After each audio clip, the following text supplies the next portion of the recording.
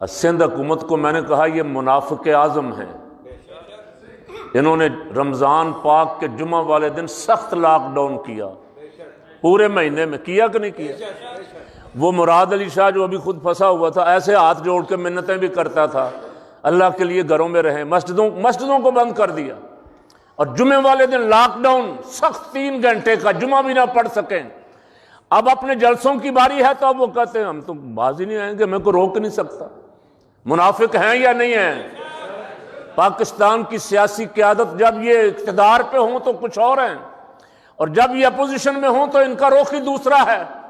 اب لوگ مرتے ہیں مریں، اور ان کو اس سے کوئی غرض نہیں ہے۔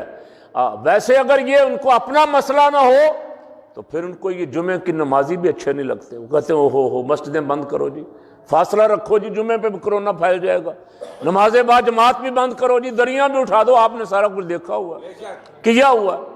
لیکن اب اپنی باری ہے تو اب آپ ان کی تقریریں سنیں، اور وہ پچھلی تقریر پچھلا کلپ بھی اینکر سنا رہا ہے، اب والا بھی سنا رہا ہے، پچھلا جھوٹ کچھ اور تھا، اب والا جھوٹ کچھ اور ہے۔ یہ دیکھ کے بھی جو بندہ پھر یہ کہتا ہے میرے لیڈر ہیں، میری اس بندے پہ بھی لعنت ہے۔ کیوں جی؟ کیوں جی رشید صاحب؟ گل کھری کرنی اسی غوث پاک دے منن والے ہیں۔ یہ سارا اپنی آنکھوں سے دیکھ کے کہ کل ابھی 2 مہینے پہلے یہ بیٹھا کیا بکواس کر رہا تھا ٹی وی پہ، آج یہ کیا کہہ رہا ہے، صرف ایک جلسہ کرنے کے لیے۔ جلسہ مہینے بعد بھی ہو سکتا ہے، 2 مہینے بعد بھی ہو سکتا ہے۔ یہ اتنا جھوٹا ہے، اللہ نے فرمایا جھوٹوں پہ اللہ کی لعنت اللہ علی الکاذبین، اور فرمایا ایمان والو تم سچوں کے ساتھ ہو جاؤ۔ سچے کون ہیں؟ اولیاء اللہ ہے، غوث پاک، سبحان اللہ، مستنجد باللہ۔ حضور وصیت فرمایا اللہ سے ڈرو، مخلوق خدا پہ ظلم نہ کرو، اللہ کی مخلوق کی مدد اور خدمت کرتے رہو۔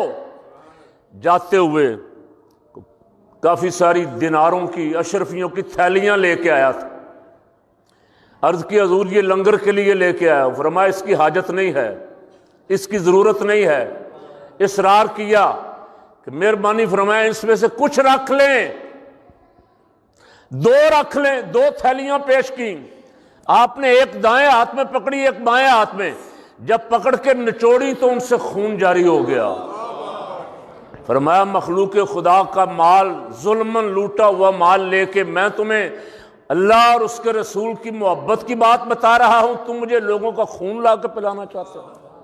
فرمایا اگر مجھے تیرے آل رسول ہونے کا ڈر نہ ہوتا، تیرے آل رسول ہونے کا ڈر نہ ہوتا تو یہ خون یہاں سے اتنا بہتا کہ تیرے محلات تک چلا جاتا۔ یہ ہیں اولیاء اللہ، غوث اعظم شہنشاہ بغداد رضی اللہ تعالیٰ عنہ۔ بادشاہ بھی در پہ کھڑے ہیں آ کے، آپ کبھی بادشاہوں کے دربار میں؟